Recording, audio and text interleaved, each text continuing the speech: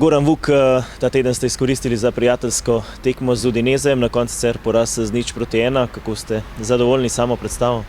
Ja, to današnji dan smo izkoristili za tekmo z Udinezem. To je, vemo, dobra ekipa v Italiji že poznana, tako da ta tekma je za nas bila dosti pomembna. Trener je preizkušal nekaj novih stvari in mislim, da smo lahko na koncu tudi kljub porazu zadovoljni s to tekmo.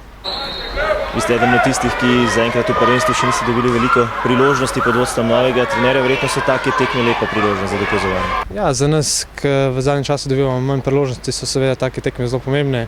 Vsak si želi odigrati čim več minut in mislim, da je to za nas zelo dobro.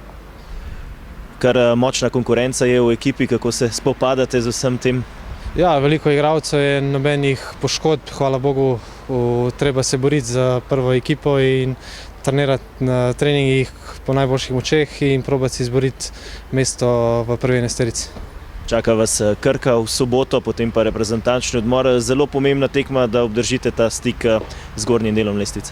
Ja, tekma s Krko bo pomembna. Probali bomo zopet na domačem igrišču zmagati. Zmago bi se priključili na vrh lestvice, potem nas čaka odmor in nadaljevanje sezone. Morda malce maščevanja glede na prvo tekmo v Novem mestu? Ja, seveda, tisti poraz je bil kar velik, tako da upam, da jim bomo vrnili na domačem igrišču. Najlepša hvala, srečno. Hvala lepa.